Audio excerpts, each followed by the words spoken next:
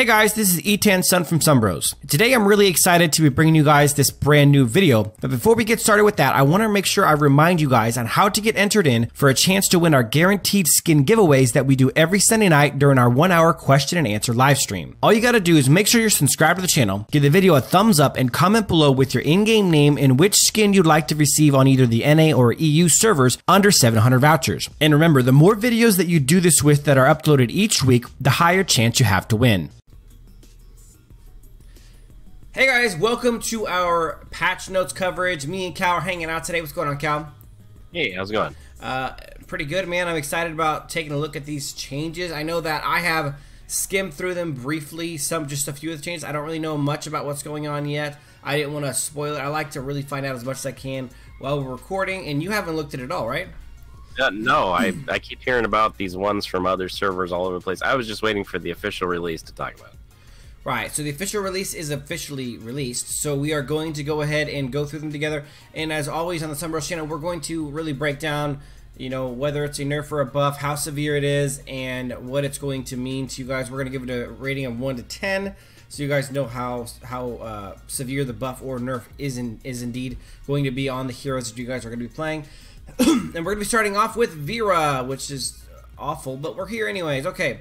Veera, they are changing nerf at magic damage rescaled, so the flat damage went up early game from 520 to 575, and it slowly morphs back down to the 845 at level 6, and the AP scaling went from 1.22 AP scaling to 1.15. So they're trying to make that Hellbat a little bit stronger early game. Obviously, that is neither. I think overall it's a nerf. It's a little bit extra early game damage, but overall the AP scaling is being reduced. I mean, it's inconsequential. I think it's more of a well, they're also reducing the cooldown reduction from just a half a second throughout the entire from every level. So overall, I would say it's probably a small buff, maybe 1. I mean, it's something really crazy. What do you think? Yeah, I mean 1 or 2. You know, anytime you get a cooldown reduction on, especially mages who are very, you know, ability based, they don't rely on their auto attack. Right. It's a buff because the more often they can cast, the better. But at the same time, you do get that you know, slight damage change and a little bit of scaling. Really inconsequential though, too, for me. I mean, in the end, the damage will be less end game. A little bit more early game, and a little bit less cooldown reduction. So yeah, it's just really inconsequential. Next, we are moving on to the one and only Liliana. Now, Liliana is currently a tad overpowered, and she is going to be getting some heavy nerfs from what I've seen. So, first is Leap of the Fox, which is her stun ability. They reduced the stun time from 1 second to 0.75. That is a nerf, and it's a fairly substantial one. It's a reduction in crowd control. It's always really an important thing. Next is the second ability, Unpredictable. Oh, no, that's the ultimate, Unpredictable. Okay, Human Form. Magic damage reduced from flatly from 300, 450, 600 to 250, 375, and 500. So all three are reduced. And then the scaling went from 0.7 to 0.55. And then when you did your ultimate and someone was caught in the ability damage, they had a movement speed reduction at 50%, and that is being reduced to 30%. And then on Fox form, they did the same damage reduction, and they did the exact same movement speed reduction. So, in both ways, nerfed, and they nerfed her stun in human form. Overall, obviously a huge nerf. I think. What I think honestly, Cal, what I think they've done, and I talked to you about this. You remember we had this discussion when Liliana was getting played like mad, and I said she's too strong right now, and I said the issue is regular Joe Schmoes who aren't good on her can still dominate on her because she's so strong. And I said she would be getting nerfed, and I said that I hope that they nerf her to the point where she could still be very, very dominant as long as she's being played by a very skilled Liliana player. Yeah. Which is good for me because I'm a very skilled Liliana player. Bad for most Liliana players out there who are really good because of the fact that she's so freaking strong. Overall, I think the nerf is a 6 to 7. I'll say a 7. But I don't think she's getting nerfed into oblivion. I think she's getting nerfed into being what she should be. She's a very interesting hero with a very intricate kit. And she should be very highly skill-based. If you could play Liliana terribly and still dominate the game, there's a problem. Yeah, absolutely. I'm in the same bar. Her stun going from 1 second to 3/4, you'd be surprised at just how much that is. Well, in a game where half seconds are a big deal. Right. Not only is it a reduction in that, but it's a reduction in the capabilities. So if the other person builds, you know, the Gilded Greaves, then they get a 35% reduction of the 0.75, and the total starts going down some more. Even though the reduction is less, the actual total will go down. And then if they get Slick Stings also, and they're reducing crowd control effects by 70%, man, you're talking about that 0.75 going down real far. Oh, absolutely. So overall, what do you say? I say 7. What do you think? Yeah, I'd have to agree. I'd say about a 7 also. And like our previous discussion, which obviously wasn't here, but this is gonna separate the Lilianas that are skilled in her and have figured out all the nuances about her versus the people that are picking up for the first time and having a lot of success because of her strengths. This is just gonna pull her in line. And that's the thing, that Liliana should be getting played to her nuances and all the little intricacies of her vastly deep kit, instead of just, if I hit these buttons enough times, I'm going to kill everyone. Yeah. And that's unfortunately what a lot of Lilianas would do. Watching people play Liliana a lot of times was a massive pain to my heart because the gameplay was so poor. But so I actually enjoy this because I will still be able to dominate on her, but it's going to affect other people's ability to dominate her, which I think is funny. Okay, next we have Ilumia, and she is getting changed. Her ultimate, Cataclysm, immediately reveals the position of all enemy heroes. Now, you guys remember the alternative is that now, currently, she doesn't reveal enemy heroes until the ultimate hits and does damage. Isn't that correct? Yeah. And if she misses, then they don't get revealed at all. Well, actually, I was going to say, so I can't say for certain on this patch until I see it, but does this mean that on an Ilumia's mini-map, she's suddenly going to see 5 dots? Everyone on the team will. Oh, the entire team. Wow. I think this is going to, yeah, I mean, everyone can see the same thing on your team. That's, to me, that's a huge buff. Now, they increase the cooldown. Map awareness is one of the biggest things in this whole game. They increase the cooldown. We don't have wards or anything. Well, here's the thing that's cool. So they increase the cooldown from 60, 50, 40 to 70, 60, 70. Or 70, 60, 50. So they increase it by 10 seconds per level. But the cool thing about it is the ability takes a second to cast. I mean, it's not instantaneous. Right, you hit it, brief moment, and then it erupts. And so I'm going to go ahead and go I'm in game on my phone. I'm going to go ahead and check her out real quick. I want to see if there's a it doesn't say, after a short delay, it hits all the enemies. Now, the great thing is I think that they're going to be visible until the ability does its thing in full. I can't say for certain until we get the patch in and we check it out, right. But this could potentially be a massive, massive buff to Ilumia. People hate it when Max reveals people. This is like a Max reveal, plus there's a solid chance you're going to get stunned. So, like, we're going to give, the Illumia's teammates a 1 second or so warning of, hey, this is where this guy is at, and FYI, they're about to get stunned. Like, it's a huge, huge buff, I think, and it is going to be, this makes Ilumia, to me, I already thought she was stronger than most people thought she was, but this, to me, makes her a lot more viable in team play. Absolutely. I mean, you look at her ultimate, and it's already so disruptive in the middle of a team fight. I mean, it can literally change the course of a team fight by stunning everyone for that brief moment. But now you add this utility aspect to it. If you are on Ilumia and you suspect there's a gank coming, you hit this, and suddenly you realize there's 3 people hiding in bushes nearby, that just saved your life. I mean, the utility aspect of revealing everyone. When I've been near an Ilumia before and we have somebody in the bushes, you'll see the circle light up in the bush. Yes. And that's the only reveal I saw. I didn't see anything on the map, and I didn't see anything anywhere. Yeah. Like to show up on the mini-map, for sure. Oh, the mini-map is that's the whole game. If you don't have really good map awareness, you'll never make it far. Here's the thing that here's the purpose where I thought it would be game-changing. A good Ilumia will hit the ultimate anytime it's up and it's viable, right? So like, Yeah. even if she's mid and there's a 3-man, like let's say the jungler ganks the 2-man dragon lane, and there's a 3v2 fight bot lane, and she decides that's a good time to ult, maybe I can help them turn this fight. That's a perfectly good time for Ilumia to ult. Well then, maybe we see the mid laner and the jungler rotating down. That's about to go from 3v2 to 3v4. Oh, absolutely. And she's not necessarily intending to give vision. She's intending to help assist in the 3v2 fight to seal the deal. And now okay, and now it's time to back up. There's 2 more people coming. I mean, it's game changing, I think. So on a scale of 1 to 10, I'm gonna say a 7.5. Okay. Yeah, I think if the entire team sees this show up on their map, in addition to Ilumia, so you don't have just Ilumia looking at the map and then having to make all the call ups. To me, this is a 9. I would be, yeah, I'm gonna go with an 8.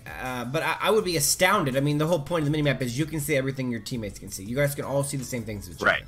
So it would be shocking. Yeah, that's my opinion. I think it's a 7 if it's Illumia only. It's a 9 if it's the entire team gets a reveal of the map once a minute. I'm gonna give it an 8, but I think it's big time. Next we have coming up is Kahlii. A little too far. Okay, Kahlii. Alrighty. Kahlii's powerful hymns, which is her passive, I believe. Magic damage dealt by piercing enemies increased from 40 flat plus 1 AD scaling and plus 0.4 AP scaling to 50 flat, still the same scaling. So they're just giving it a 10 damage increase. Now we don't know for sure yet whether that's going to go up per level and it's going to keep doing more and more damage. We'll find that out when the patch comes out, but it's getting increased. The damage on her passive from auto attacks, the piercing is getting increased. And then the soul summoning, which is her second ability, is getting, the cooldown is getting rescaled from 10 level 1 down to 7 at level 6 to 8 flat across the board. So that I would say that is a buff overall. I think the cooldown rescaling is actually a buff, and I think that the buff to her passive I would say is a buff. So I'd say it's a buff, but I would say it's a 3. It's nothing major. Yeah, I would agree. I think that it's a nice inline change to give her just a little bump, but it won't be anything too much major. All right, next we have the one and the only, the Flash. So there's a lot of changes going to the Flash, so we're going to take a little time here. Okay, the first ability, Super Speed. Damage dealt to enemies hit by the second dash, so you have to hit them with the first dash if you're dashing back and forth through somebody. They increased that from, they increased it from 300 level 1, which is still going to stay at 300 level 1. It used to end at 450 at level 6, and now it's ending at 600. So every other level besides level 1 is going to go up pretty substantially. 150 extra damage is nothing to squawk at. And then the scaling is going up from 0.6 to 0.75. Now, there's more. The cooldown is being increased from starting at 10 and ending at 7 to starting at 11 and ending at 8. So they're adding a second to each one of the cooldowns for all 6 levels. And then the crazier part is the first dash can now be interrupted. So you can be crowd controlled while you're doing the first dash, which is a big deal. Now we're gonna break these down separately in the case of whether it's a buff or a nerf. This is a nerf. I know the damage is going way up, but one of the things that made Flash so special was the ability to get into situations without the chance of being crowd controlled mid dash. So this is 100% a nerf. I'm stunned. I didn't know this was coming. The fact that you can see him on his poke, that is huge. It definitely limits what the Flash can do, because the poke is his only real way of damaging opposing long-range heroes while not getting destroyed. And now he can be crowd controlled through it. I mean, think about Flash going up against Natalya. She hits him with that freaking Arcanova, man. Boom. Mid dash, she's done. You got Aleister putting stuff on the ground. Well, now Alice too. Alice's ult will just immediately take him out of his dash, which is a big change. So this is a nerf. Let's go through the others because there's more changes. In the second ability, Mach Punch is getting changed. Magic damage for each stage is rescaled. So it used to start at 120 and end at 270. Now it starts at 135 and ends at 260. So and then they reduced the AP scaling from 2.5 to 2. That's a nerf 100% also.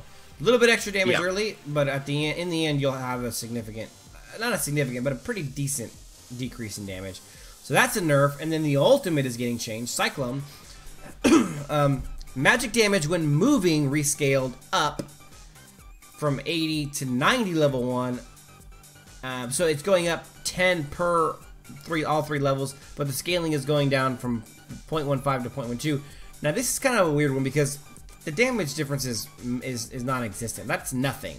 They're trying to make it seem like it's kind of a buff, but it's not. It's nothing. It's no difference in the end game. It might be a little bit of a nerf. And then the magic damage after pulling enemies in was rescaled to increase from 400 to 450, 600, 675, 800 to 900, and then the AP scaling dropped from 0.75 to 0.6. Now, what does this mean? What does this mean to the Flash? Here's what it really, really means the most. Flashes who don't take my build are significantly worse off than they were before. If you guys have not seen my Flash build yet, go check out the video, the How to Build Flash video. Because all of his abilities just took a damage nerf, and his ability to get in and poke took a damage nerf. If you are not able to auto attack somebody for a fair amount because you have Loki's Curse and Apocalypse, which they're not nerfing the damage of those abilities put together, you're at odds. I mean, you're losing damage across the board on all three of your main abilities. So the auto attacks, the enhanced auto attacks with the Flash's passive, with Loki's Curse and Apocalypse, are now a more important source of damage than they were before. What do you think, Cal? Yeah, absolutely. I'm still stunned on the fact that I'm gonna be able to interrupt him on his dive in with his normally untargetable and everything poke. That's huge. Yes. It's bits of damage decrease across the board, obviously. So his overall damage is going down, and it's gonna absolutely change which builds are viable. That's like just straight up. So, yeah, this is an overall pretty big nerf for the Flash. Pretty big nerf for the Flash. Now, I do want to preface that by saying, as long as you're using my build, the right build for Flash, and you're very skilled with the Flash, this won't affect you nearly as much. Now, the reason I say that is because there's a strategic decision-making process that good Flashes were already making, which is when is the appropriate time to go in. And it's not the answer wasn't always right. That was the wrong answer. Even though Flash could always go in, people were just spamming all his abilities and going in all the time, non-stop. Well, that is not the smart way to play the Flash. The smart way to play Flash was always picking and choosing the proper times to go in. And if you continue to do that, you should be able to avoid being crowd controlled and killed for the most part. He still comes in incredibly fast, so it's not going to be really super easy to stun him on his way in, but it definitely changes things. This is a definite nerf. It's a big one. I'm going to go the same as Liliana. I'm going to go a 7, but again, I think that they're taking a hero that seemed to be really easy and making him more skillful, which I enjoy because I'm skilled at the Flash, and I think this is overall, I'm happy about this change because Flash and Liliana were number 1 and 2 on the mage list of quality. They were the top 1 and 2 mages in the game, and the reason wasn't because they were so good. It was because they were so easy to play because of how good not overpowered, but how powerful their kit was. Now they're still going to be very, very good heroes, but they're going to require more skill to play, which I enjoy. Yeah, I'd agree with that. I'd say about the same. It'll be about a 7, and it's gonna absolutely though separate the regular average Flashes from the ones that really pick it apart and bring out the skill of him. Agreed. Now we go to Tulen, the most overrated mage in the game. Base movement speed is reduced from 350 to 340. His first ability, Iron Blast, is the damage is reduced. I think it's not really much of a nerf, to be honest with you. They reduced the base 50 per level, but they increased the scaling a little bit. So the end result will be the Flash that Tulen is pretty much the same. He has a small reduction in movement speed, which will affect how. But he already has good movement. Yeah, he's got the little dash thing. So it's more than 10. It's largely an unchain. I mean, it's barely a chain. I would say overall, we could say that it is a nerf. Yeah, out of 1. It's nothing. Yeah, exactly. I would say a nerf at a 1 or a 2 at most. Alright, and next we've got Preyta. Preyta's first ability, Plague Spectre. They reduced the mana cost. It looks like it's even at level 1, and then it's reduced all the way to 25 less mana at level 6. And then the second ability, Poison Gas Bomb. Slowdown effect reduced from 50% to 30%. You guys will notice that that is the exact same nerf that Liliana still got, from 50 to 30. It seems to be a little bit of a trend. People who, mages who are having constant slowing and stuff like that, they're kind of reducing a little bit. And then the cast range was reduced from 8.5 to 8. So that is it's not substantial, it's just a little bit, but it is still a rage nerf, which is a big deal. So these are this is overall a nerf, but I think it's a 1 to 2. Let's just say 2. It's a little bit more than nothing, but it's I'll say a 3. The range and the slowdown effect reduction is important, even though the mana cost is reduced from the first ability. I'll say a 3. And I don't know Preyta well enough to say how difficult mana is at the end game, but I would imagine anytime you reduce mana, it just lets you stay out longer and not have to worry about, you know, getting a blue buff and other things. Right. All right. Next, we're moving on to Raz, and they're changing his second ability, the Fireball Power Surge. Number 1, the magic damage is reduced. So level 1 is the same. Everywhere else, it slowly reduces that 50 damage at level 6, and they reduce the scaling from 1 to 0.93.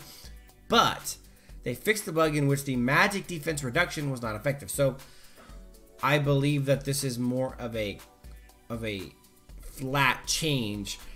I know the damage is reduced, but I believe what the issue is they had a bug where the magic defense reduction wasn't working properly, and when they fixed it, the damage was a little bit too much. Because the damage reduction really is truly not that much. It's a little bit, but it isn't going to destroy your ass. So I think this is more of a even keel thing. I don't know for sure. That's my assumption, but that'd be my guess. So I'd say it's a nerf at a 1 because I don't think it's going to be a big difference in damage in the end once the magic defense reduction is effectively working on the ability. Yeah, and I'm going to say it's a buff at a 1. Because anytime they fix a bug on a hero, it's usually a good thing in the long run. Okay. Next, we are running into Jinnar. He's Jinnar. They are changing Battering Beads, which I believe is his second ability. Let's see, I can pull him up right here. I got my handy dandy phone next to me. Jinnar Battering Beads is his first ability. Nope. JK, it's not any of the name of the abilities because we have different names. Okay, but it is his first ability.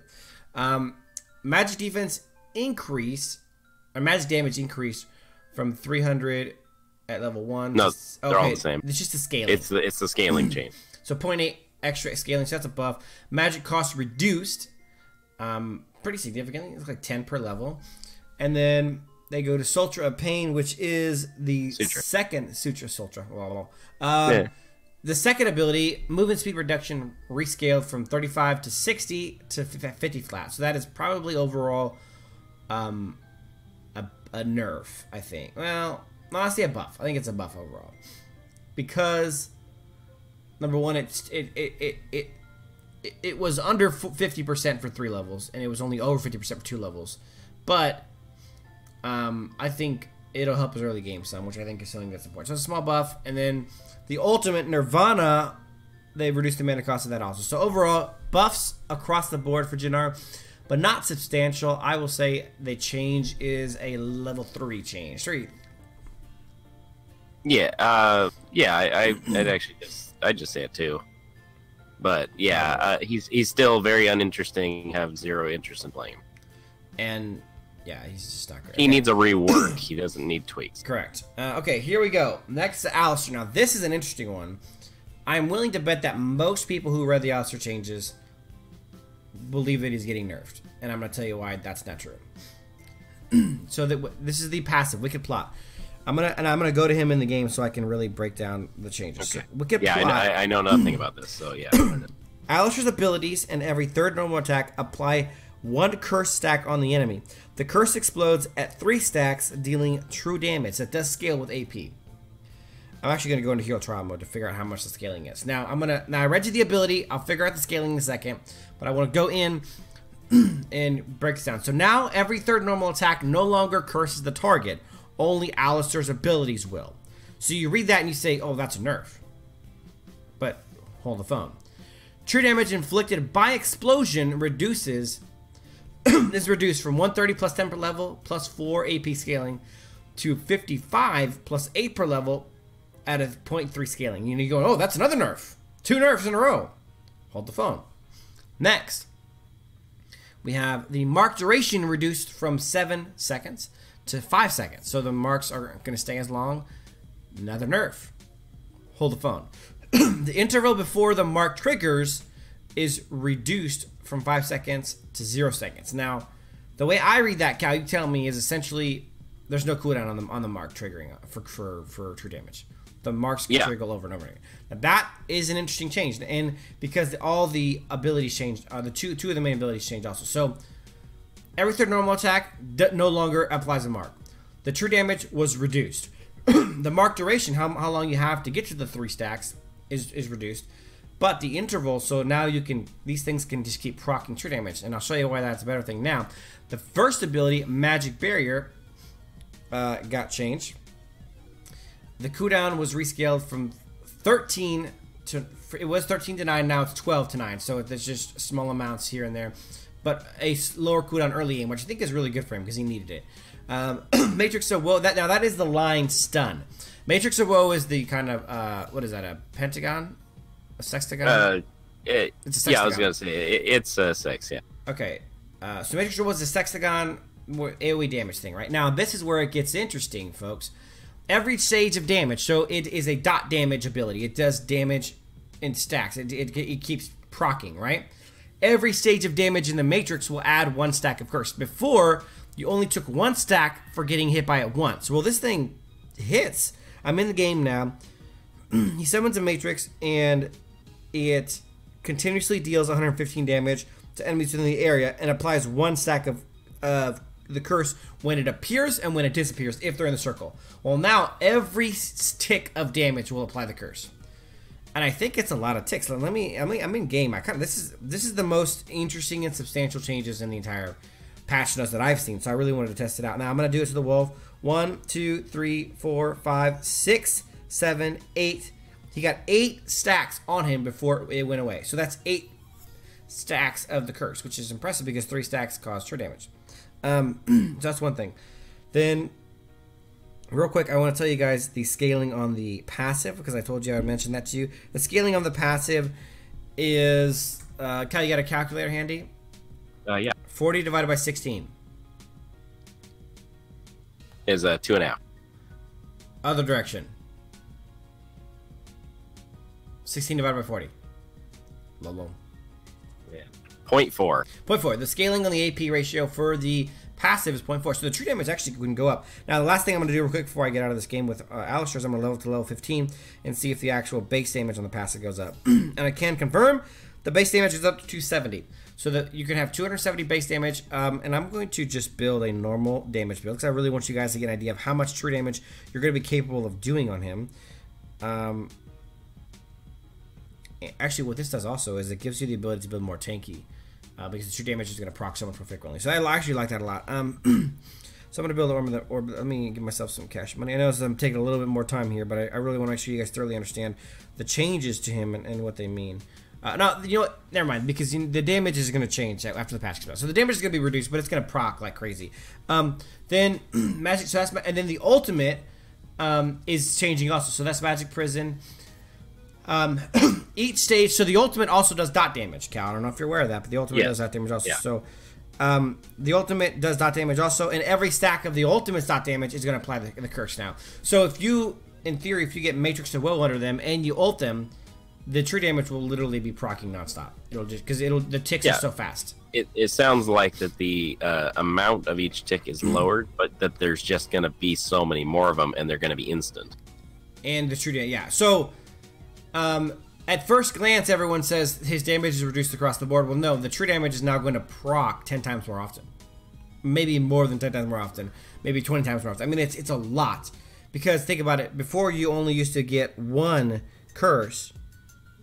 Now each of those you used to get a curse at the beginning and a curse at the end. Now I'm, you know, just for the sake of prosperity, and that's not the word I'm looking for. For the sake of testing it, I want to see. Well, Thane died. Okay.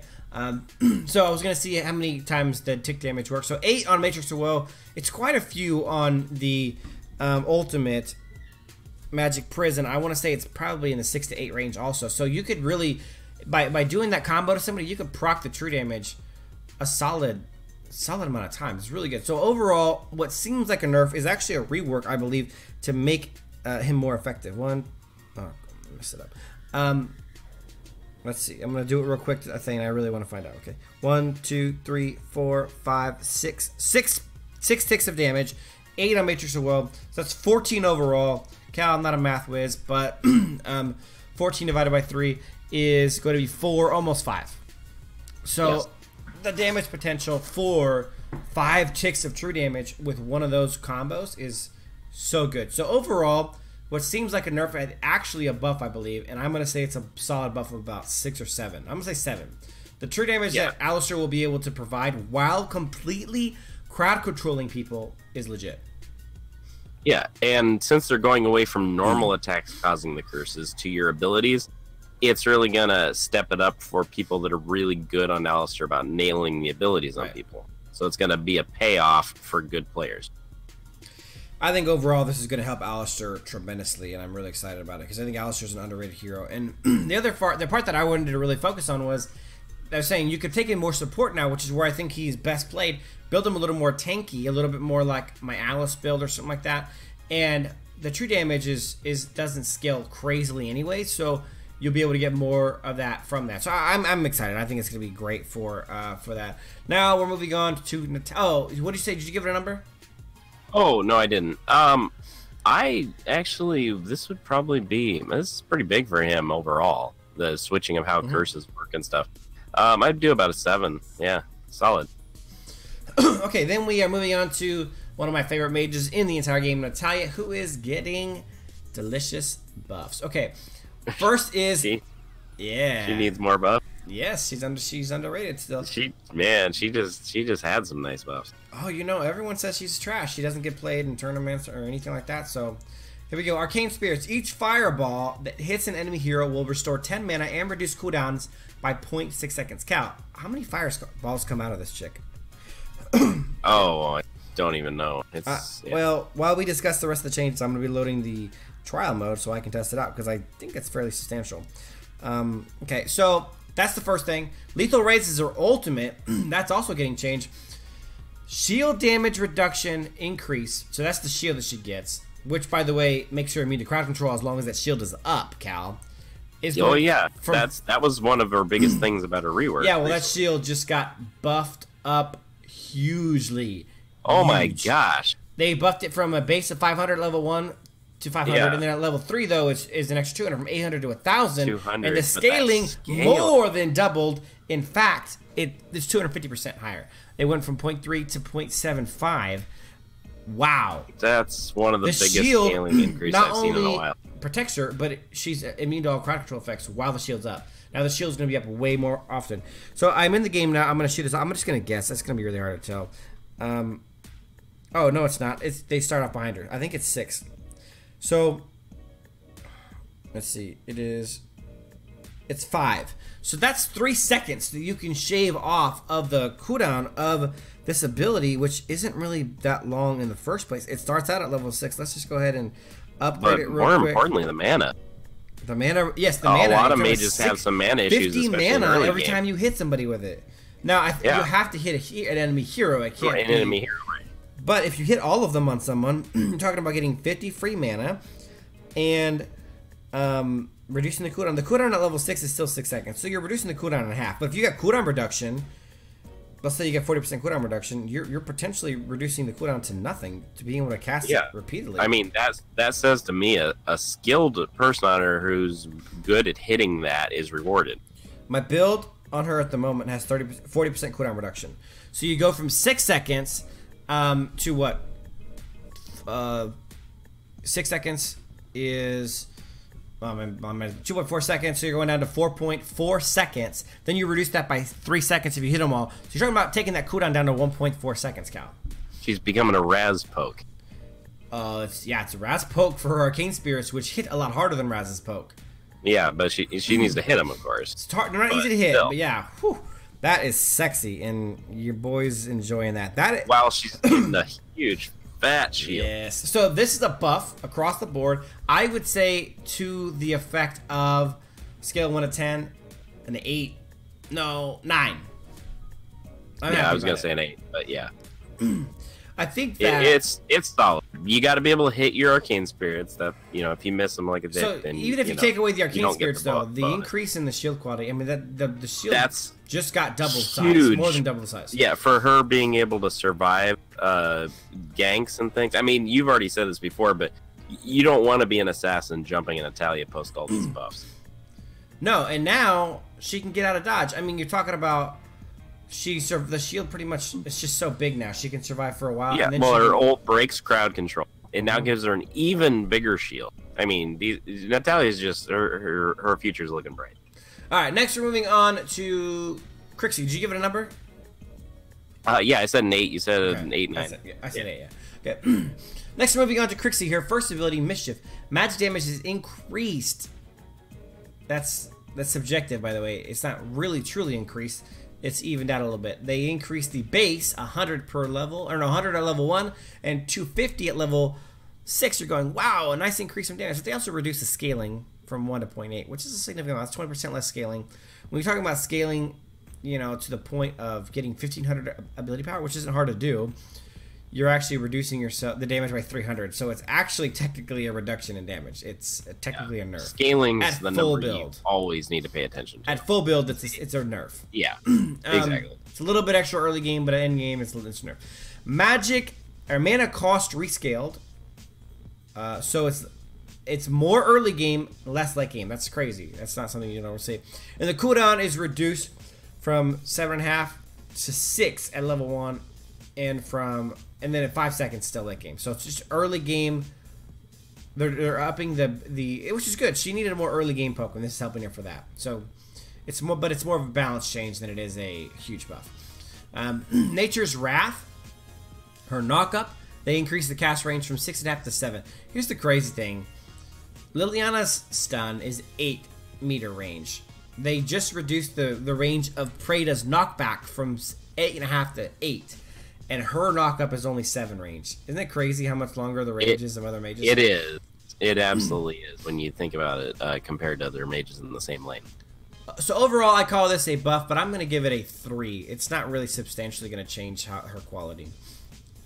Yeah, I think it's actually a bit of a damage nerf in late game, but it does help her early game. And the knockoff range. And a slight increase range. That's helpful. Yeah. Anytime you can get a little more range on stuff, that helps. I'll say a 3. Okay, and then we're moving on to Asenka. Okay, so Asenka is the first ability getting changed is going to be his passive. So it's a lot of changes. Magic damage reduced from 150 plus a 0.9 scaling plus 10 per level to 150 plus 7.5 plus 10. So they're reducing the scaling on the passive. The passive, of course, is Azenka's ability to apply a sand stack to an enemy. After reaching 3 stacks, the enemy will be petrified and suffer damage. So when somebody gets petrified, they will take less damage now. Mark duration is reduced from 7 to 5 seconds, and then cooldown for the inability to use on the same target is reduced. So same thing as Aleister. Yeah. It might actually be the exact same thing. The damage is reduced. The duration of marks, how long they stay on somebody, is reduced. But now they can happen. Instead of every 5 seconds, it's 2, which is a huge thing. Now let's go look and see if they can apply more stacks. It doesn't look like Sand Punch was changed. That is the knockup ability number 1. Magic damage reduced. So they're nerfing this pretty substantially. 20 early to 45 at level 6. And the scaling at 1.04 to 0.9, so a 0.14 AP scaling reduction. The aerial time is reduced, so the time for the actual crowd control is reduced by a quarter second, which again we described as a pretty decent amount. The cooldown rescaled from 8 to starting at 7 and going up to 9. And then the attack delay was, oh, okay, they reduced the, oh, wow. That's actually really nice. Yeah. They just took a whole half second off of the delay of the knockup from Azenka. So you're much more likely to get hit by it. And if you're much more likely to get hit by it, you're much more likely to be able to petrify people, which is a solid thing. Interesting. Remember when Krixi more or less first came out? Yes. And there was enough of a delay that you could get out of her knockup. And they've changed it. You'd see it. And now it practically hits you by the time you see it. That's what this reminds me of. Yeah, I think this is going to be... Overall, I'm going to go ahead and call this a buff. And I think it makes Azenka a little more skilled, but it also makes him easier to land his knockup with and his petrify. So I'm going to say, and his petrify more often. I'm going to say a buff, but I'm going to say a 4. Because it's also a nerf in some ways. Damage reductions, yeah. But I think it'll make him, I mean, he's going to be able to crowd control more often. A lot more often.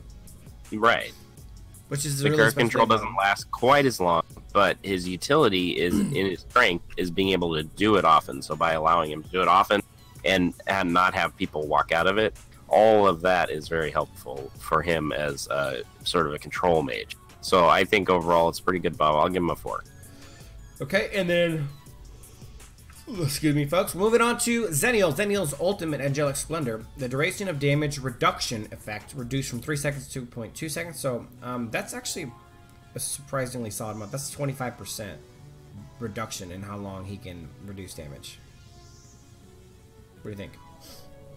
Yeah, absolutely.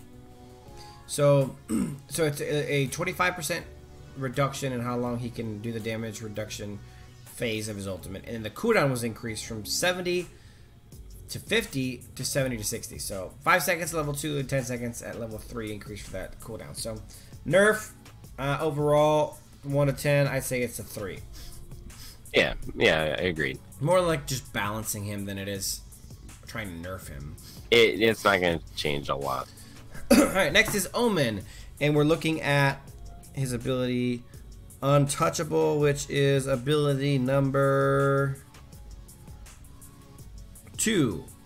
Rescaled movement speed increase. So he got a movement speed increase when he get a second ability. It went from 25% to 40%, and now it's a flat 30% all the time. So that's overall a nerf for sure. The slowdown effect reduced from 50 to 50. The slowdown effect reduced from 50 to 30%. So that's a nerf. Which we're seeing again. Seeing the same 30 to 50, 50 to 50 to 30. A lot of these similar. Then the ultimate Death's Embrace, distance advanced, reduced from 5.5 to 5. So Omen's getting nerfed pretty legitimately. Man, I just think that this hurts him, his ability to get his ult off. I mean, you're reducing his movement speed increase from second ability. I mean, you used to hit his second ability and then hit his ultimate to get people to catch up, and now the movement speed is reduced, I mean, 10% at level 6. And then the slowdown is reduced from 50 to 30, and then the distance is reduced on the ultimate from 5.5 to 5. So I think overall it's a nerf. I'm going to give it a 4. Yeah. I don't think it's going to be entirely game-changing or anything, but it definitely is a nerf across the board. And remember with Omen, too, you can miss the ult. Yes. And it blows it. So having just a slight difference. If somebody's dashing away from you at the moment you hit it, that half meter can make a difference. It's officially easier to dodge. Yeah, to me, it's a 4. Yeah, exactly. It gives people a slight chance of you making you miss it. Okay, next is Wonder Woman, Bracelets of Submission, which is of course her ultimate. I want to say, I'm double checking. Yes, that is her ultimate. Damage reduction. Ooh. Oh, that's a big nerf. Yeah. That's the first DC hero we've seen nerfed in this patch. I think there's more to come. Damage reduction decreased from 80 to 50%. Oh, Flash too. So the second DC hero getting nerfed. Stun time reduced from 1 to... That's a big nerf. I'm gonna say that's a big nerf to her team play, her ability to engage and go in. A nerf. I'm gonna say a 5. Yeah, actually, I'd go. I'll go 6. I'll say it's a little bit on the higher side. And I say that because with her leading off as a warrior / tank for your team, that damage reduction is going to be felt. Oh yeah, for sure. In fact, I might even have to edit my build to adjust tankiness a little bit, because that was a big part of the reason why I built her more tanky. Next is your boy Stephus. His ultimate, Death from Above, they decreased the range from 7 to 6.5. Nerf, I'd say 2. No, 3. 3. Yeah, it's already nerf 3. Nerf 3, maybe 4. The range, Zephyrus, I always use this thing at like max range all the time, so it definitely will be something I have to adjust to, knowing that it's a little less. Then we're going to your boy Arthur. Arthur's second ability, Deep Impact. I want this. Is getting a... Oh, no, it's ultimate, Deep Impact. This ability cannot be interrupted. So why is this a big deal? Why is this big? Because it sucks. Alice's ult can interrupt it. Any hard crowd control interrupts Arthur's ability to hit his ultimate, and it eats the cooldown up. So now Arthur... That was always the biggest issue. You don't get the ult, and you're now on a long cooldown. For those of you guys who don't play Arthur enough, it is a really big deal. The Arthur's ultimate getting interrupted was game-changing, because Arthur's ultimate is a game-changing, high-damage, high-crowd control ability, but it could be interrupted by almost anyone. Now that it can't be interrupted, you guys are going to get pissed. You guys are going to be getting ulted by Arthur so much more. This in a team fight can turn the fight if you use it. And now it will, because and now it will. It can't be interrupted. I would go to use it, and I would have it interrupted 4 or 5 times in a match, one match. This is a buff, and I'm gonna put it at an 8.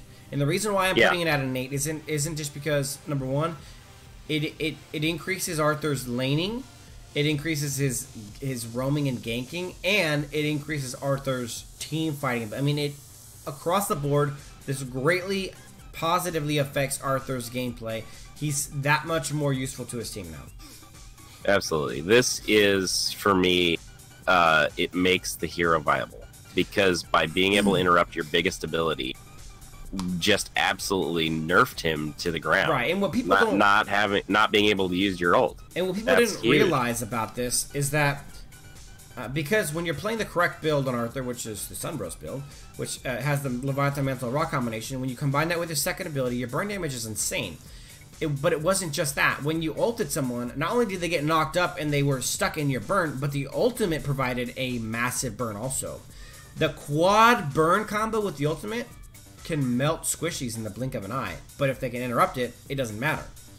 So not only does this make Arthur be able to knock people up more, but really, on squishies, when Arthur is getting going pretty well, this is a guaranteed kill on squishies. Yeah, absolutely. This is huge. In fact, I'll stick with the 8, only because you still got to know when to use it and all that. But just this got interrupted. I have a ton of experience on Arthur, tons of games played. This got interrupted left and right, and a lot of times you don't even know what interrupted it. Just you hit it and you didn't get it. Honestly, I really believe that even slows and stuff were interrupting it. I believe it seemed like control. Just it happened about all the time. I mean, if you guys ever watch stream, Cal was freaking out about it. Like every time I played Arthur all game long, my ults interrupted. Yeah, I'd never get through a match where I got all my ults off. Never. So big time change. Next, we're moving on to Butterfly. Butterfly received a complete visual redesign, and her ability mechanics have undergone some changes. So she's going to look completely differently. I'm excited to see that. Now, let's see. The changes are to her first. I think that's the first ability. Maybe not. Let's see. I'm going to her. That is her passive. So let's see how this. Assassin is her passive. A kill or an assist resets the cooldown for all of Butterfly's abilities, but it no longer restores HP. Now, what did it currently do? It restored 15% of her lost HP. That's a big difference. It's one of the things that made her hard to kill when she got on her ult spree, because she'd kill somebody, she'd get health back, and she'd be able to ult again to get a damage reduction. So, definitely a big time deal for her. Next is Whirlwind, which is her first ability. Physical damage reduced. The base is reduced. I guess it's still 200 early game, and it's reduced slowly down 50 to level 6. The scaling is still 0.65. Remove the slowdown effect on the target. So Whirlwind used to do okay, that's a big deal. It used to have a 50% slowdown.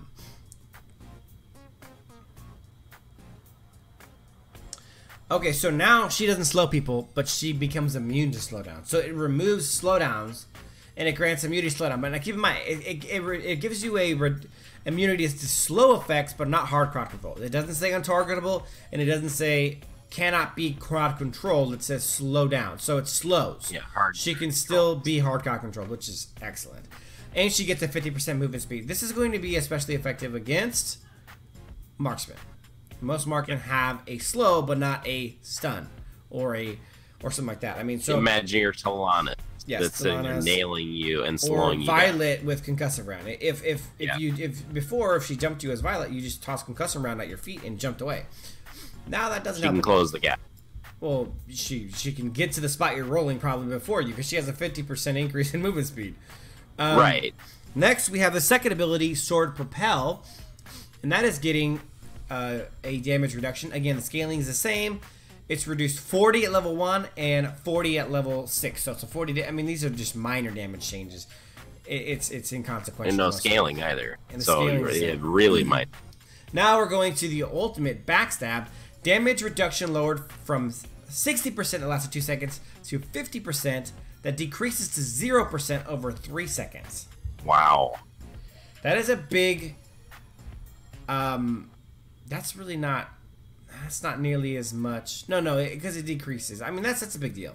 It falls off. It doesn't stay at 60 the whole 2 seconds. Right. So people that get jumped by her and have the instinct of, I need to blow abilities, I need to hit my ult because I got a butterfly on me, and they're blowing it against 60% damage reduction. Now, after the first second, you're at 25% damage reduction, and or whatever. Oh no, over 3 seconds. Sorry, I thought I said over 2 seconds. Now it's this more gradual, so you're talking probably 50 to 35 to 20 to 15 in that range as it's falling off. That to me is big. That's a big deal because you don't get that flat 60. It no longer grants increased movement speed. Instead, it now decreases the movement speed of the marked target by 30% for 3 seconds. So this now slows instead of her other ability.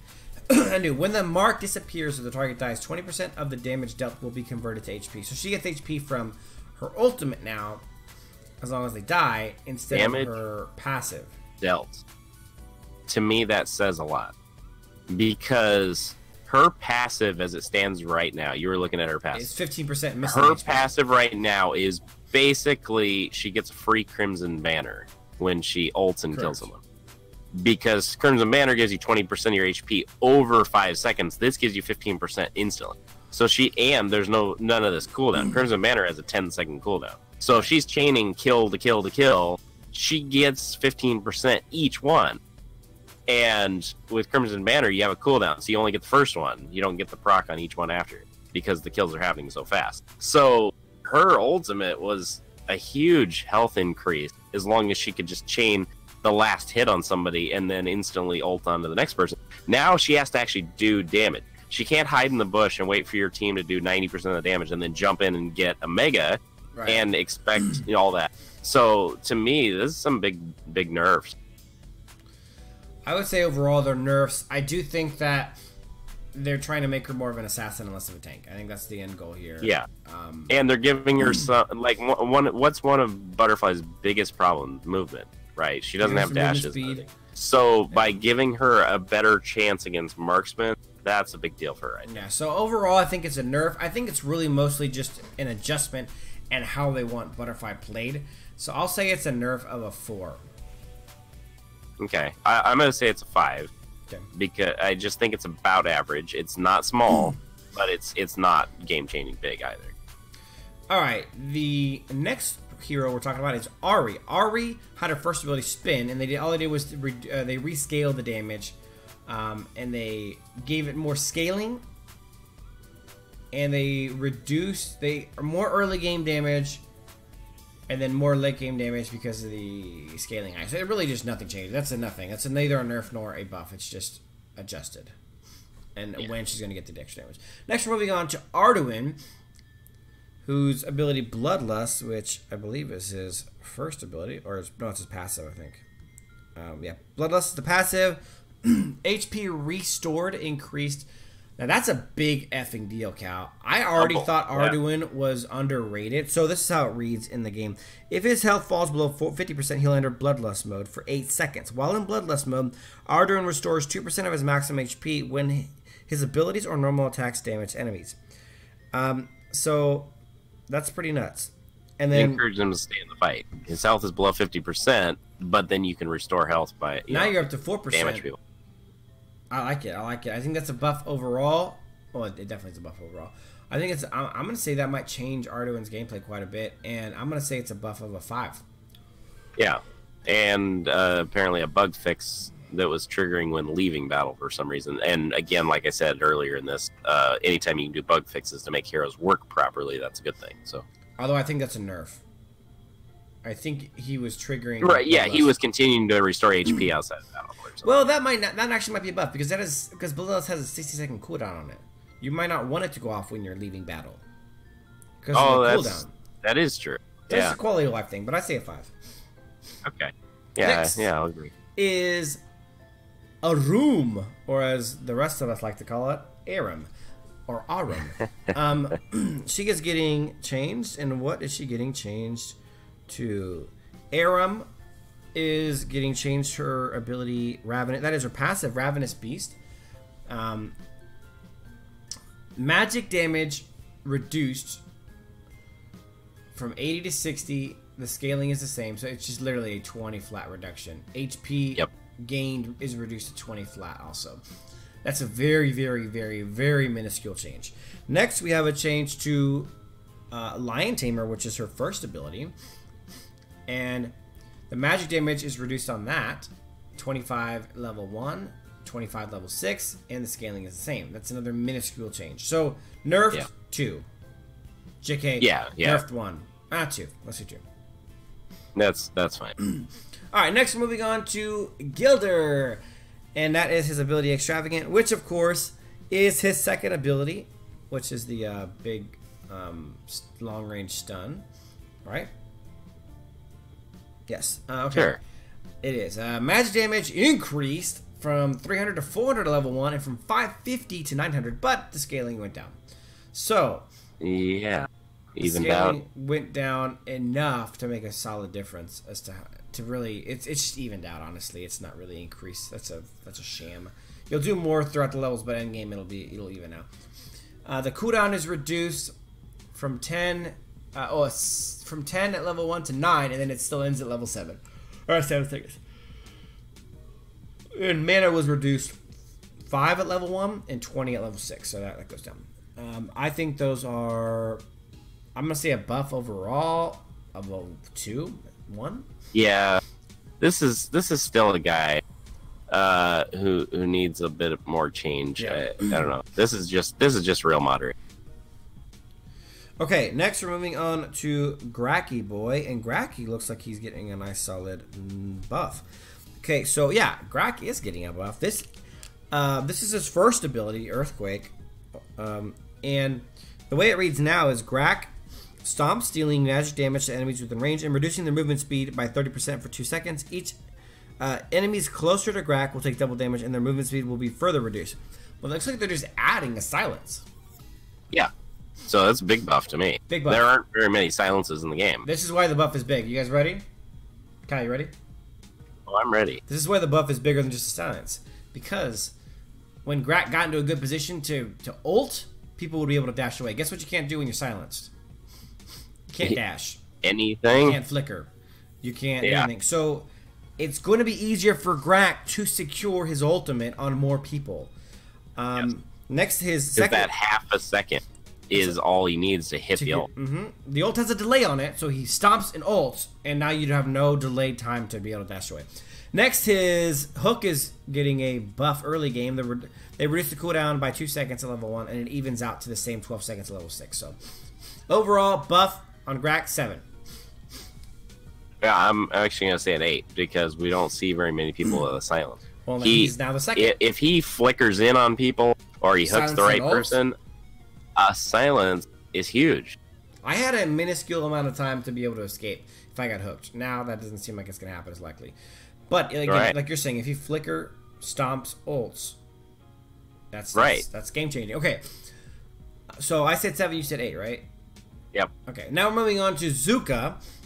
Let's see what we're doing. Okay, Zuka's getting changed quite a bit, so let's go through this. The Chi is Zuka's passive, and it is undergoing some very interesting changes.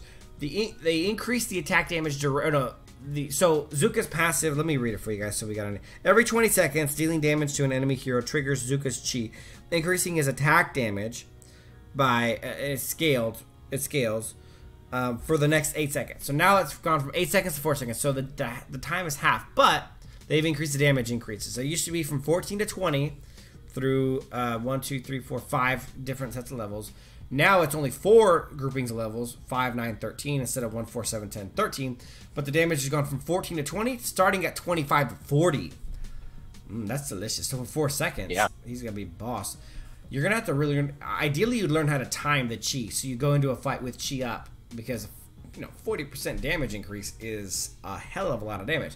They also reduce the cooldown of how often you can do it to 15 seconds. Oh, no. The cooldown. Okay. Oh, yeah. So now every 15 seconds it's going to come up instead of every 20. Well, that's a big buff. I might maybe having to try some more Zuka gameplay after this patch, Cal. That's nice. Yeah, I mean, we played him on EU before we came over back to NA. And we thought, wow, Zuka's really good. Like, he has a lot of potential. We came over to NA, and when he was released and he got some, a bit of changes from where he was over there, we always thought he was just a little underwhelming. Like, he had potential, but he didn't feel like he was in EU. I think this is going to make the difference, and I think you'll see a lot more Zuka play. I agree. And then he's getting changed. His first ability, Pain on a Stick, the damage is getting increased 15 per level, and then the scaling is going up 0.05. Now, the reason why this is a little bit more significant than you might give it credit for is because Pain on a Stick is the ability that he can use to dash 2 times. So it's double increased damage. So it's really 30 per level plus 0.10 on the increased AD scaling damage. So that's nice. And then his ultimate is getting buffed Skyfall. Physical damage is increased 100 per level. Yeah, so just relatively small, but it all adds up. But let's say you have 500 attack damage to Zuka, which is a pretty good amount. That's maybe a little bit too high. Let's say you have 500, and you have level 3 Skyfall. Now you're at 1200 damage for Skyfall, and then you got your chi up. You're doing an extra 40% damage. So 1200 with an increase of 40% is another 4800 damage. So you're talking about 1680 on the damage. I mean, that's a solid extra third of the damage. Oh, more than the third. It is. So that is, well, it's 40% technically. But yeah, okay. So that's nice. But from what it used to be though, it would have only have given you 1300 flat, maybe with the 20% at max. So you're talking about, it's just a lot of extra damage. So buffed all around for Zuka. I'm gonna give it a 7. Yeah, I would agree. I think it's going to really change when Zuka is engaged, when chi is up. It's really just going to affect how much more precise Zukas are with timing and stuff like that. But the overall damage is deliciously increased. So next we got Astrid. Bladed Guardian, I believe, is her passive, if I'm not mistaken. And that looks like it's been increased. Before, it used to read, when her HP falls below 80%, she gains a shield that absorbs 150 plus scaling. Oh, so now they changed it. There's no scaling. There's no AD scaling on her shield anymore, which is actually a nerf to the AD Astrid that we've been playing. Now it's 500 plus 75 per level. This is actually overall a buff, to be frank with you guys, because the shield starts at 500 now instead of starting at 150. So at level 1, this shield starts. That's a big fat shield level 1. 500 damage is a lot, man. That's a lot of extra health at level 1. Now 75 per level. What's the math on 75 times 50? Is Blade Guardian the ultimate? No, that's the passive, man. Oh, never mind. Yeah, you're right. Yeah. What's 75 times 15? Get your calculator. I've done all the other math in my head. Oh, it's 1125. Okay, 1125. So now you're talking about a shield of 1625. I promise you, the old shield would have never got that high. You would have been lucky to build 400 attack damage on Astrid with a conservatively high damage build. So you're talking about even at 1.65, that turns into no more than 700. So you're talking about somewhere between 750 and 850 is what you used to be able to get that shield with on a very high attack damage build. Now you're talking about a shield of 1125 plus 5, so 1600 plus damage. That's a big buff, Cal. Oh yeah, absolutely. It makes scaling less important, but it also go bonkers with AD, because now you're going to be even tankier throughout the entire game. Beautiful. I love that a lot. So massive buff to Astrid. I mean, that's big time. What's the cooldown on that thing? Well, I would say that really ups her survivability. And that's one of the things that several people have told us that they didn't like about Astrid. They like that she can hit like a truck and everything else, but aside from when she hits her ultimate and get that immunity for a brief moment, they felt she was a little squishy. I think this is going to make a big difference. I agree. I say 7. Yeah, I'd have to agree. I think it's going to be an underrated change. People aren't going to make a big deal about it. It's going to matter. It'll be based on how well you can play her still, and of course things like that. But I see the potential there.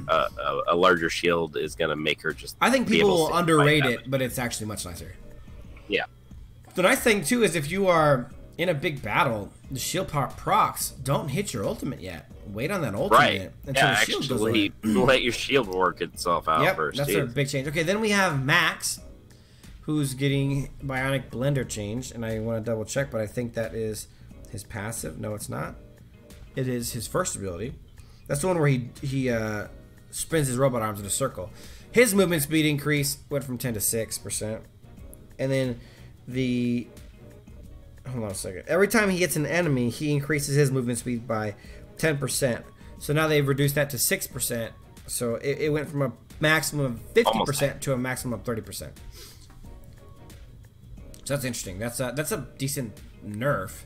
Yeah. That is important for Max to be able to stay up and close to the enemy and to be able to proc that passive more often, which does true damage. So I'm gonna say it's a nerf of a 5. Yeah, I think so too. I'll go with a 4, only because it's only one of his abilities getting nerfed. So overall, I think it won't be too impactful. Yeah, I just think it might affect his ability to stay close to people. Oh, for sure, it will. Okay, next we got Ryoma. Sorry about that yawn. Apparently streaming 7 nights a week can make you tired. Ryoma gets his second ability nerfed, and it's not a little nerf. That is his stun, and the nerf is reduced from 6 meters to 5 meters in the range. All the other range decreases in this patch have been half a meter. It's a full meter decrease. It forces Ryoma to be more close to the damage and to the danger, which I think is a big deal. I think that's a nerf of a. I'm gonna give it a solid 4. It's not like game ending, but it's definitely a change. Yeah, it's definitely gonna have to make Ryoma players think about positioning a bit more, because it almost felt like, I know that it says 6 meters, but I swear it was further than that sometimes. It felt like a lot more. Yeah. Now, all right. Next, we get to Kal-El's main, the Man of Steel, Superman himself. Let's see what they've done to him. Okay, Prior Man. Yeah, no more. Flight. Well, no, because I never get to play him in Diamond. That's true. All right, Soups. Flight is his passive. Physical damage dealt in relation to max HP reduced from 12 to 10%. So that's just that's obviously a decent decrease. It's 2%. Not crazy, but not nothing. Kryptonian Strength is his first ability. Physical damage dealt in relation to max HP reduced from 12 to 10%. Then its next is Speeding Bullet, which is his ultimate. Physical damage reduced from 180 scaling plus 12% max HP to 180 scaling and 10% max HP. So here's what they've done, Cal. They've said you're gonna have to build more damage on him to be. You know what the issue was? I don't know. Will no longer have to, or it will no longer be a pair of boots and 5 health items. Well, yeah, that's what it feels like. Now we didn't do that. We built 2 damage items. No. I'm saying I've seen lots of builds. It is going to affect people. Get his health as high as you can, because his damage is based on health. Get him some fast speed. People were building him full tank, max health, and were harder to kill, and would still be able to maintain close to as much damage. Not as much, and they not quite as much. But it's a totally different way of playing anything. Yeah. Now, you know what this makes, Cal? This makes our Superman build much more viable. Yeah, I agree. Because ours isn't near as based on just slap as much health on him as you can. We have Rank Breaker and Fenrir's Truth in there, so we already have some 80. Okay, next we're going to a guy I really started to like, Skud, who I've heard got nerfed pretty hard. So let's check it out. Man, I just picked him up too. Okay, Power Glove, which they were tinkering with a buff on in the test servers, is getting nerfed. The damage is the same at level 1, but the scaling went down from 0.5 to 0.4. And by the level 6, the damage went down from 420 to 320. So big time nerf to the damage there. actually pretty darn substantial. Well, it's 100 damage plus the scaling of 10% of the scaling.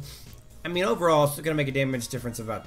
Well, once the Power Glove is maxed out at 60% extra damage, that's a significant damage reduction, Cal. It is. Yeah. So, then we got Wild Beast Fury, which is his ultimate. Physical damage reduced across the same base. Same base, but the scaling. But again, so scaling, and the stun time is the big one to me. Reduced by a half a second. Because that was one of his bread and butters. Here, let's just call it what it is, Cal. Tencent watched me playing Skud and said this guy's doing way too much damage with him, and the stun time is too long because he's able to just wreck everyone. Everyone who gets stunned ends up dead. And so they watched me play Skud. They said this is too powerful. They've reduced it across the board. They want Skud to be more of an off tank than a assassin, and that's what I said. Remember, I said when he got his change, I said he kind of is more of an assassin now. Well, Tencent is saying the hell he is. He's going back to being more of an off tank. So I probably won't play him very much anymore. But I don't think that they're devastating game wrecking changes. But they are a nerf, and I'm going to say that they're a nerf to the degree of a 6, a little more than average. Yeah, because of the stun reduction. Oh yeah. You know what? I'm gonna go up to 8. I'm going to an 8 because of just the stun reduction. I don't even care about all the rest. I know he's getting damage reduction, but that stun was game changing. It was a huge thing for him. 1.5 seconds is one of the longest stuns in the game. Yeah, exactly. It was, he could scatter people. He could stun the hell out of them. That was his thing. So now it's only a second. There's so many other people out there with stuns for a second. Who cares? That second and a half was what made Skud. All right, next we're moving on to Lubu, ladies and gentlemen, and Lubu got a nerf. Red Stallion is Lubu's, I want to say it's his first ability, but don't hold me to that because I don't play him often. It is his first ability. The movement distance, so remember it's like a dash, it's like a triple dash. Yeah. So he used to be able to go 3.5 meters with each cast, now it's 3. Also, when he finally did his third one, his third dash in a row, his third attack, would knock somebody up in the air for 0.7 seconds, and they would stun them for 0.2 seconds. The stun's gone away. So, nerf. Oh. No stun. Wow. No, and shorter distance. Yeah, so it definitely hurt his ability to chase. It hurt his ability to lock people down like that. Next is we have Conquer, which is his ultimate. Increased attack damage.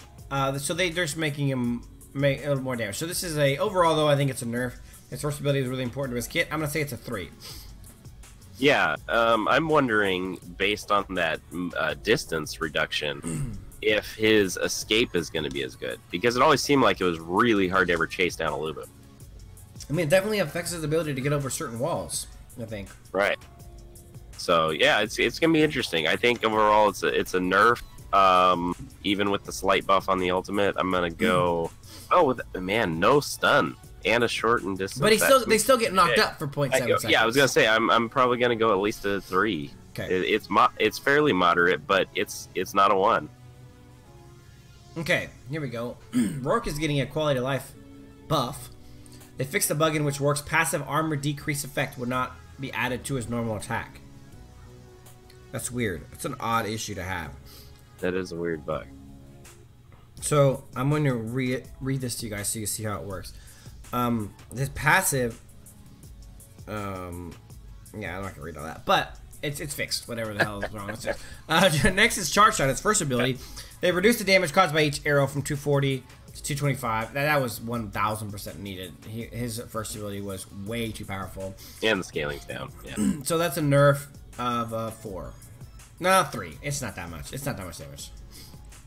Yeah, I don't know how the bug fix is going to factor into that. So well, that actually might be no. Actually, now that you're saying that, I think that's what it is. It's adding. So yeah, I think it's a balance. When they fixed the bug, they said, "Oh hell, this added a little bit too much damage to work, so we're going to reduce the first ability to even it out back to where it was." So I'm going to say it's a 0 at the end. Yeah, I was going to say actually, if they are just literally balancing it to fix for the bug, it could be a 0. It could be a 1 it's a 0. something. Yeah. All right. So that's all it is.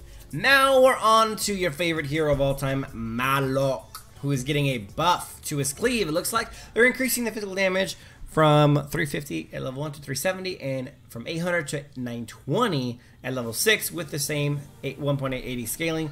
Soul Eater is the second ability, and they reduce the shield damage protection from... Okay, they reduce damage pretty substantially, from 680 to 600, and then from 1780 to 1600 at level 6, and the scaling from 3 to 2.8. So, what they did was they saw a video of a guy playing Crit Malik, and they said, whoa, this is a little bit obscene how much damage is being put out here.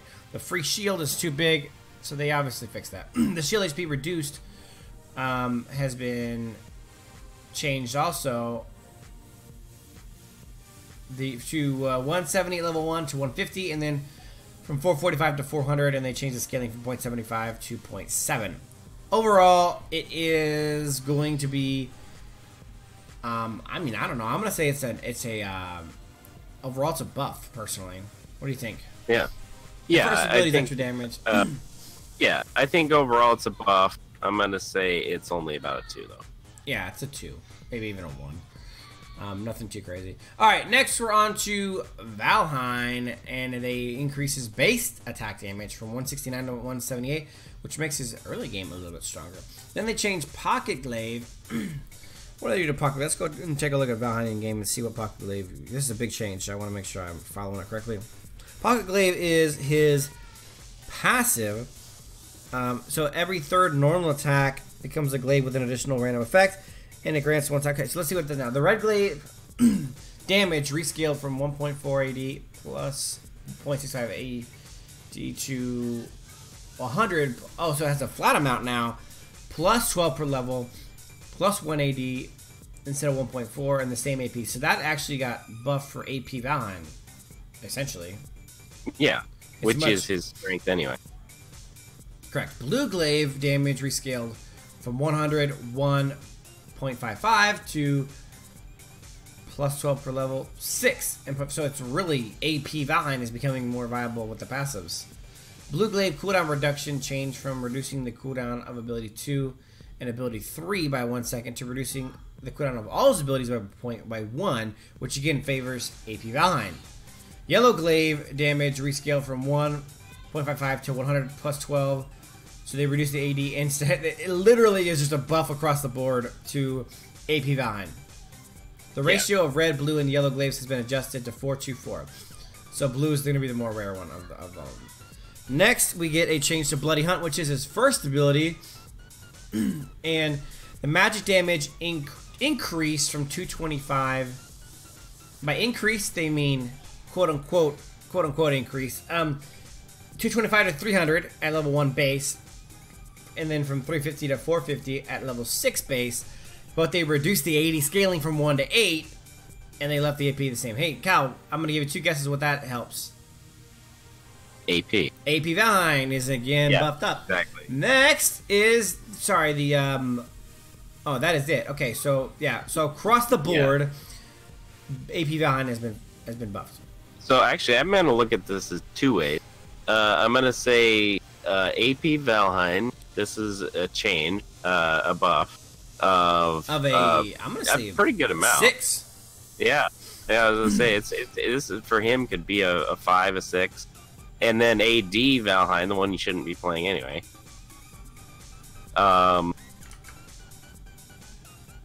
None? Very little? Well, it's a nerf of probably a 3 or 4. Well, okay, yeah, that's true. Yeah, I guess all the scalings did go down a decent amount. So basically, play AP Valhein if you're gonna play Valhein. Don't bother with AD. Is basically what they're saying. That's what it looks like. I always thought of him as kind of the poor man's version of Twisted Fate from League, anyway. True.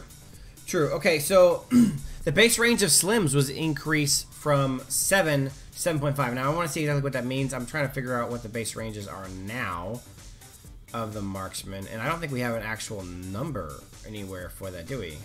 I don't think so. So his range is increased. I don't know if his range was a little bit short as it was or not. I guess we will find out. But that is, so the range is increased. So anyway, it's a buff for Slims. Anytime you increase the range of a marksman, that's definitely a good thing. I'm gonna say it's a buff of a 6. Yeah, I think so. Marksmen excel by being able to do things from range and then get out and such. So I'm just trying to figure out exactly helpful. where 7.5 meters is in the hierarchy of marksman, and I want to say it puts him at elite category right now. Didn't they just increase the range of Morin's first ability auto attacks? But we'll go over that later. But anyways, buff for Slim, solid. And then we're moving on to the Joker, who is getting changed. Canned Laughter is of course Joker's ultimate. Cannot be targeted for 0.7 seconds to immune to control effect. Oh, big nerf to Joker. So Joker can't be crowd controlled, but he can be damaged during his ultimate now. Yeah, yet another DC nerf. Another DC nerf? They're trying to pull in those DC heroes who are, you know, a lot of people complain saying that the DC ones are the stronger heroes, and it looks like they're responding. They're responding with proper... yeah, they're bringing them in line. Yes. They're not overdoing it, and they're not even underdoing it. They're making them doing appropriate they're changes. making appropriate changes. And they're making them more skill based, which is important. Yeah, because absolutely. Joker's ultimate was ridiculous. So okay, now we're moving on to on a scale of 1 to 10. I think that's a nerf of a 7. Yeah, absolutely. Cannot be targeted. That's Which a big is deal. great. There's only a few people that have that. I think the issue is they didn't mean for the ultimate to be the ultimate defensive ability. When you were at 0% health with Joker, you would ult to get away from death. Well, yeah, it was like a guaranteed escape frag. Now it is only to be used intelligently offensively, which is what I think the purpose was for. So I am saying a 7 nerf. Yeah. But again, it's definitely important. It's not affecting nearly as much smart Joker players as it is people who just were playing him because he was strong. Alright, next we're moving on to Tel'Annas.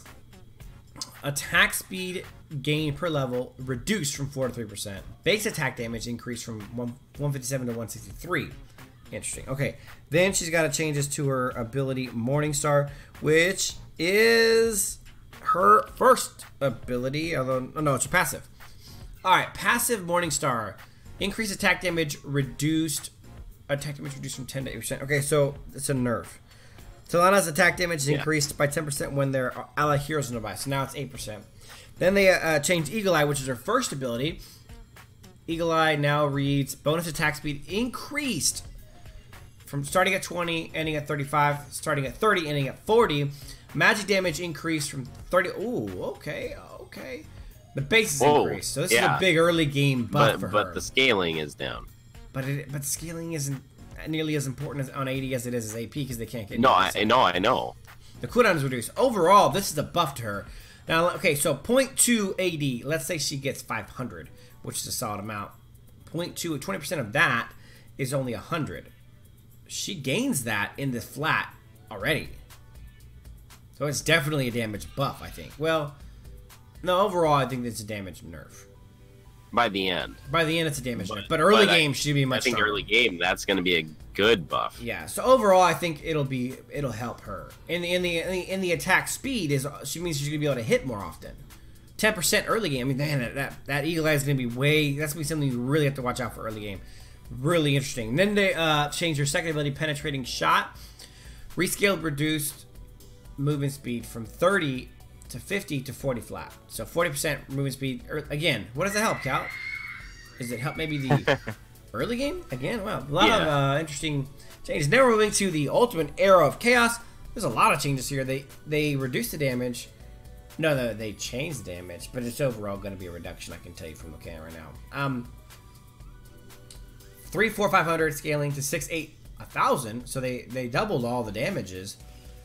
But oh no. Oh, wait. Oh, you're still in the first half of that. Yeah, it's a long line. It's a long. Okay, so here. Okay, let's start over. I'm caught up now. Don't worry about it. Okay, so I forget. The ultimate did damage based on the distance it traveled. Yes. Okay, so now it was from 3 to doubled, 1 to 1.4 scaling. Now it's 0.6 to 1.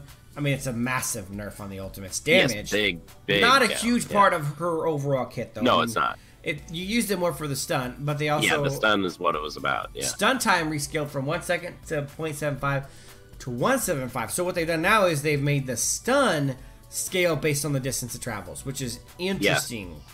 Because getting it off if you got somebody up in your face, the stun is actually less. Yes. But if you're hitting it from a good distance, you get a significant stun. Almost, man, a 1 3/4 second stun at max distance. That's a lot. Okay. That's a long stun. That's a Slim's stun. Yeah. Getting hit with it's that. Close. Bonus movement speed increased from 20% to 30%. So here's what they've done. And they fixed a bug in which Air of Chaos will trigger damage twice sometimes. Okay, so that's a different story. But overall, these adjustments are meant for one thing, to make Tel'Annas players be more skillful. Now you have to know when to do it, what ranges you're at, and positioning is way more important on Tel'Annas than it ever was before. So overall, I think that, let's recap. I want to say overall that she got buffed. I'm gonna go man, there's a lot of changes. I'm gonna say she got buffed a 3 because there was some nerfs, there were some buffs. I think overall though she's gone up a little bit. Her early game is gonna be so much stronger, and that's important for a marksman to farm faster and to get off to a quicker start. Yeah, trying to wait around to get all your items to get your strength is not a marksman's best friend. We found that out when we tried to do the all marksman game. We had to really stretch out to end game so everybody could get fed, and then we could finally turn around on the game. So I think this is about a 4, but I will say that this is one of the most changes of all the heroes. Every single aspect of her got some change, but a little bit of buff, a little bit of nerfs here and there. But it was different now. Yeah, exactly. They just really, really went to town on her. All right, and next we have Yorn. And Yorn's getting... It's not a buff or a nerf, it's just a change. Probably a buff overall. I'm just saying, like, after all her changes, I know, and Yorn gets one little change. Explosive Arrow is his first ability. Yorn, it's the root. Yorn would shoot an immobilization down, so they'd get stuck there for 1 second. Now it's lower, it's 0.75, but it is a full stun. So that, I think, has to be considered a buff. It is a buff. The slight reduction of time doesn't change the fact that it's a stun, meaning it can interrupt abilities and other things. Yes, so I'll say it is a 3. I'll say 4. Yeah. 4 buff for Yorn. He's still trash, but he's been buffed. He's buff trash.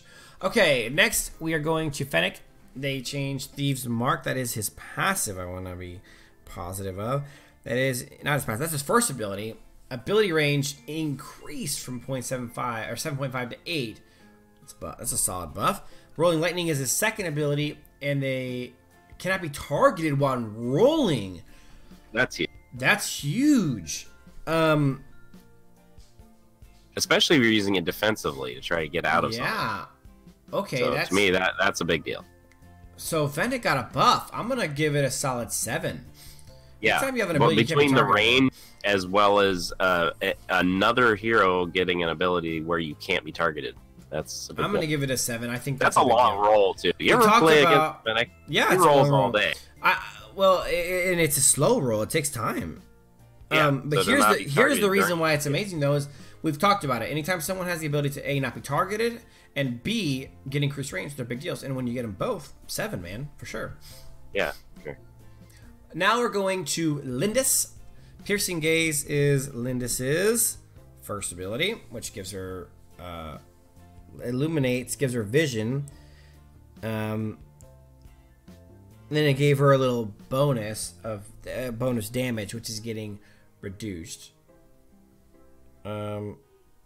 Interesting. So they say 45% instead of 0.45, 0.4. So it's getting the flat is higher early game, but it's going to scale way down, and it goes out. So it's 90 to 100, but then it ends at 540 to 500, and the scaling goes down from 0.45 to 0.4. So that's a nerf of 2. Yeah, it's minor. Moving on. All right, now we're on to Teemee. Base max HP reduced from... That's a lot. That's a couple, almost 250. Yeah. 242, 243 less. Yeah, that's a nerf of a 2. Yeah. Shagnar. Chaos Protection. That is Shagnar's. Wait for it. That is his ultimate.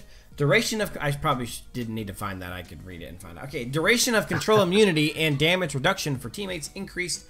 Ooh, that's a big buff. Yeah. I always thought the half second didn't seem like much for an ultimate. You know, it would get you out of something at that moment. It gets you out of hard crowd control. But nowadays, okay, that's got to be a buff of a 6 or 7. That's a lot. Yeah, you can almost preemptively hit that to counter abilities that are incoming. Yeah, I say 7. I say 7. Yeah, 7. Solid. Okay, interesting. That'll definitely make Shogner a much more viable counter pick. And our last hero on the list. Last hero on the list. Oh my gosh, we're almost done. Alice! Hissivit is getting changed. A reduction in... Okay, so, yeah, that actually is a pretty large nerf, I think. Reduced enemies' movement speed to reduction.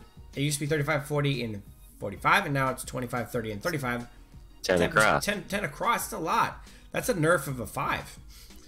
Yeah. The reason why is because it really hurt people. It kept them stationary. That's it was like a swamp you were stuck in trying to move out of that. The reason why is because you combine Hissifit with the passive on Frosty's Revenge and put it up to a 70% slow. That's what it was so good for. Now you're talking about a 60%. It's less. I mean, I think it's substantial. I'm gonna say 4. Okay. What are you saying? Yeah, I'd agree. It's not quite, a 5. It's not enough for that, but it's not a 3. So yeah, 4 sounds just fine for that. I think that you'll see the effect the first time you fight her with that you'll be able to get out of it just a little easier than you were before. You'll feel it because that's 10%. That can be a big amount. Yep. All right, guys, we have a few items that are being changed. First is Leviathan, which weirdly enough, people kept telling me wasn't that good of an item, and I kept saying it was one of the strongest items in the game, is getting a double nerf, reducing the HP from 800 to 750 and the armor from 120 to 100. That's really mostly affecting the early game portion, because once you got Leviathan early game on him, on anyone, it was a big deal. They're making a little bit weaker early game. The end result isn't really that much different. It has 1900 health instead of 1950, and it has 20 less armor, so nothing crazy. Then is Spear Longinus. They increased the price 20, and they changed the crafting path, but then they changed the attributes of armor plus 150 to plus 400 HP, which I actually enjoy that change personally. Yeah, I think health is more effective than small amounts of armor. Correct. So I think that's actually going to be a buff to Spear. Overall, I would say a buff of like... So the nerf to Leviathan, I'm going to give it a 2. And then nerf, well, I'm going to give it a 1 on the nerf to Leviathan. Because really, it's about a 10% decrease in quality. Yeah, it's not much. And then the Spear buff, I'm going to give it a 3. It's nothing crazy, but I think it's useful. Yeah, a health pool of max HP instead of armor is effective because it helps you against magic people, whereas the armor does nothing.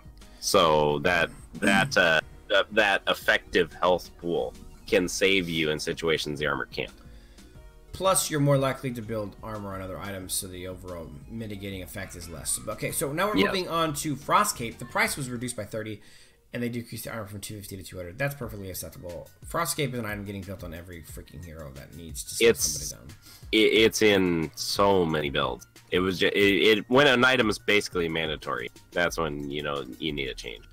Okay, I'm going to move the screen up because you guys can't see Frosty's. We're at the end of the page, the last change, and you can't see it because I am in the way. So let me move this window up to where you guys can see Frosty's. Sorry, it's a little sloppy there. There we go.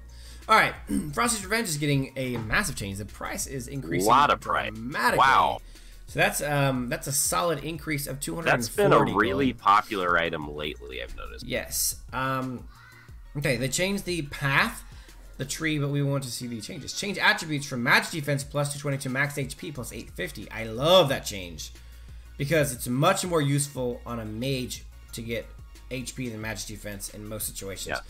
Reduce the movement speed gain from 7 to 5, and reduces the slowdown effect from 25 to 20. Okay, so overall, it's just a change. I wouldn't say it's crazy. I'd say it's a buff of about a 3, but then the price increase, it's pretty much a flat change for me. I'm not going to say it's a nerf or a buff. It's just different. It is different, and I think that's probably the best word for it. I'm going to call it a slight nerf, because it's 240 more gold, and it's less of a slow. And the slow was the main reason to get Frosties. Yeah. The extra health will help offset that, but the whole reason people took it was the slowdown. Okay. All right, guys, that is it for our massive patch change. I hope you guys enjoyed the video and learned a little bit about what's coming to you in AOV. Thanks for watching, guys, and as always, until next time.